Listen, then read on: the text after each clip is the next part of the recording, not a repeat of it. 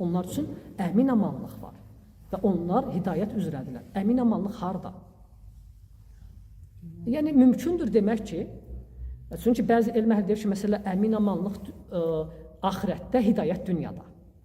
Amma həm dünyada, həm axirətdə. Nə? Həm əmin-amanlıq, həm hidayət.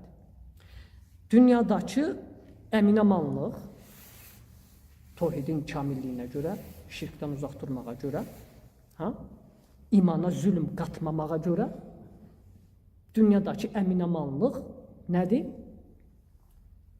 Əmin-amanlığın özü dərəcə-dərəcədir.